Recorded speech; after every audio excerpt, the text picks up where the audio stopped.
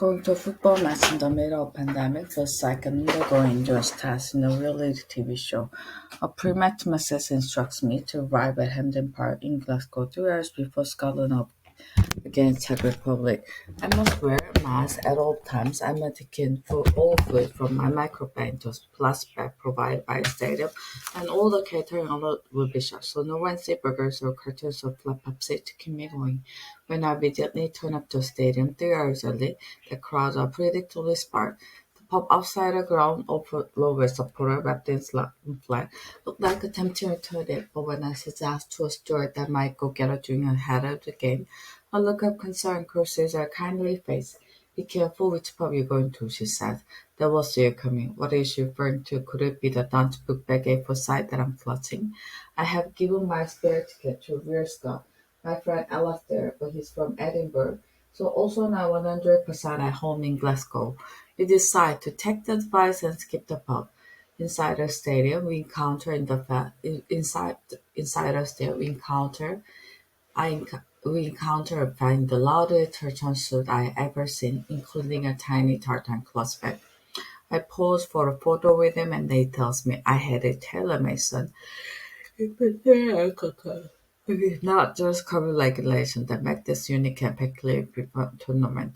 Euro 2020, as the UFC insists on calling it, has also become sucked into the culture wars. The pop outside the global flow culture wars. National football team are symbol of the nation, but that is not a straightforward task at a time when national identity is so fiercely contested. The pressing issue for Scotland it is independence. For England it is race. English football team has decided to take the knee before matches as a protest against racism. But each time they do it, they are booed by a significant section of their own supporters. Even the government seems uncertain about how to respond. After hesitating for a while, Boris Johnson, Foreign Minister, condemned the booing and urged fans to get behind the team, but two members of his cabinet, Jacob Rees-Mogg and Priti Patel, defended the protest, with Rees-Mogg suggesting that the protesters are not expressing racism, but condemning the Marxist or Black Lives Matter movement. Patel, Britain's Home Secretary, has accused the player of indulging in gesturing politics. Players from the England team whose pre-game press conferences are normally confined to discussing tactics, injuries and the atmosphere inside the camp, and now being asked to act home secretary. It would be natural to assume that cabinet ministers are better at politics than footballers, but the Johnson government has reason to be worried of the clashing with the England team. Last year, it went down to an economic effort when it took a Marcus Rashford over the extension of free school meals for poor families. The Manchester United and England Forum mobilized a million signatures behind the petition and forced the Johnson government to take steps. The 23-year-old Rashford preparation for Euro 2020 had included a Zoom call with Barack Obama, while plenty of tourists are prepared to grumble about the work in Rashford. None are willing to take him in public. The culture wars over football are not just happening in Britain. The multiracial Belgian team took the knee in Russia ahead of their opening game. They were also booed by the crowds. Doubtless the Russians also protesting against racism, against Marxism. Viktor Orban, Prime Minister of Hungary, one of the host nations for the training, had defended fans who visiting Team Tactectony, saying that Hungary sees the gesture as a provocation. Orban is himself a right-wing provocateur who has become a hero to the Trumpist right in America by issuing frequent warnings about the elderly dangers of Europe being flooded by Muslims. But even some moderate conservatives are uncomfortable about football.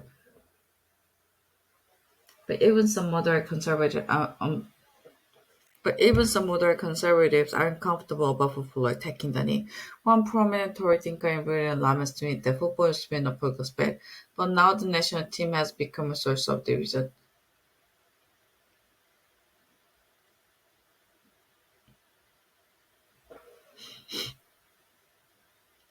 Source of division. I can see what it means. This year's tournament inevitably brings back memories of Euro 96. When England also played their games at Wembley and the whole country did seem to get behind the team in an uncomplicated sort of way. Back then, packed the stadium, all joined in the singing of the Lions. Football's coming up.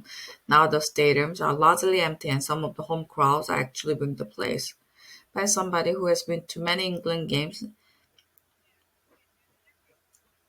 over the years, I know that the idea that team was never mixed up with politics or race is an illusion. England games have always attracted a substantial number of so-called hooligan and far-right supporters, whose trademark chant is "No surrender to our egg." At the last European Football Championship in France in 2016, the ugly tradition of English football hooliganism re-emerged. When I remarked on another fan that I didn't particularly enjoy being caught up in a near riot outside a bar in Marseille, I was told curtly, "If you don't like it, you should stay at home and watch the game on television." Football ground in the 1970s were also where I saw the most overt racism that I ever witnessed in Britain. It was routine to see black players spark Bibles and monkey noises. The football authorities and commentators were silent about this for many years. So if the national side feel they want to make a statement about racism, it is hard to accuse them of bringing police into a political space. The particularly racial politics, have always been there. The identity issues are rather different for Scotland. Euro 2020 comes as the Scottish government is ramping up demand for a second independent referendum. This is the first major international tournament the team has qualified for since 1998, neatly fitting the narrative of national revival. Arriving in Scotland for the first game of the tournament, I find the local paper full of optimism. In recognition of the enormity of the occasion, the Scottish government has even allowed school stop lessons to allow the kids to watch the game against sex lives. As a visiting English fan, I wonder how I feel about all this. I grew up supporting, supporting Scotland in big international tournaments. I had little option since England failed to qualify for the World Cup in 1974 and 1978. But British identity was less complicated back then. Back the stadium,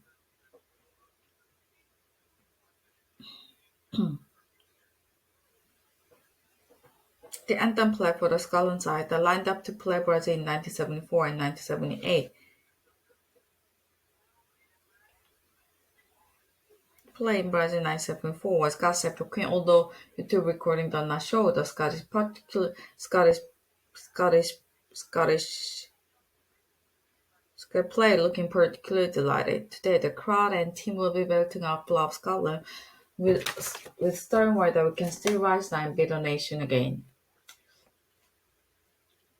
When Scotland qualified for the World Cup in 1973, there were more than 90,000 people in Southampton. But today, thanks to COVID, it's a little over 9,000. Apart from the joyous return to the big time that has been advertised, it feels pretty black and lonely in the stand. But even if the Tartan army has been reduced to little more than a couple of battalions, they built up Love Scotland loud enough to drown out conversation. The team started the game with all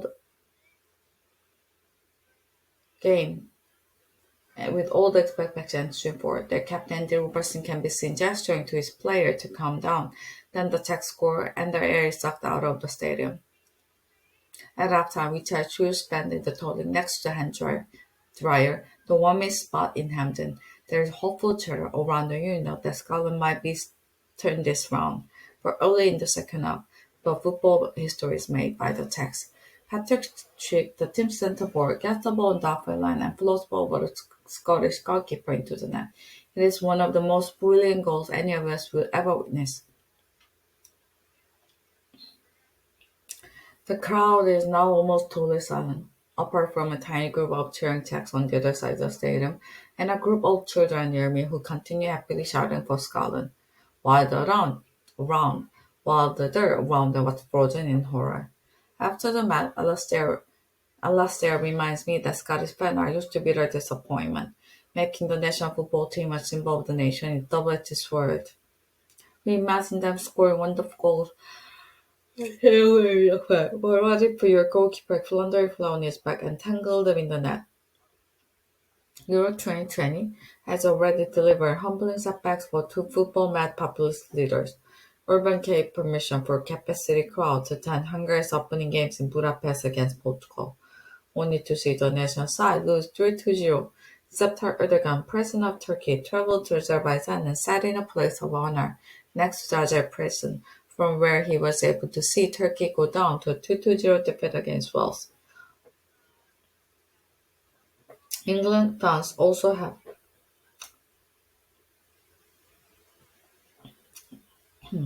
England fans also have a habit disappointing their most ardent fans.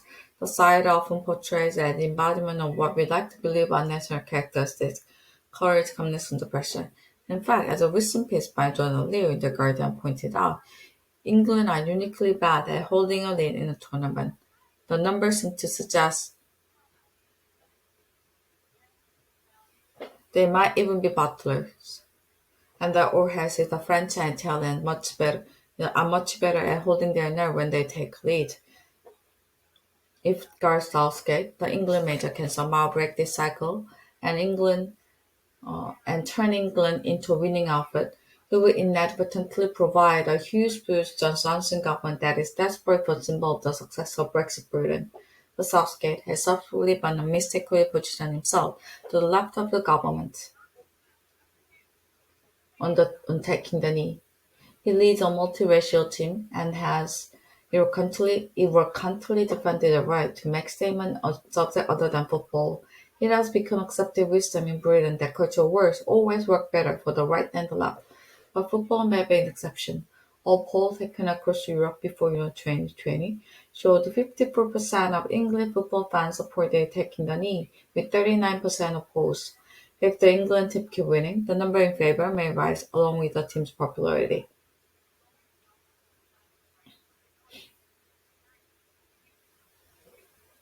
For once, the right may find itself on the wrong end of a culture war for the duration of Euro 2020. I will care much less about who wins the culture war than who wins the tournament. For Scotland, Euro 2020 began with a deflating defeat. The England team disappointed their fans almost as reliably as the Scots, just slightly later in the day. On the other hand, this is a weird tournament. It's taking place in the middle of a pandemic. The stadiums are quarter full and England are playing half decently. I am allowing myself to further weirdest outcome of the lot, an England victory.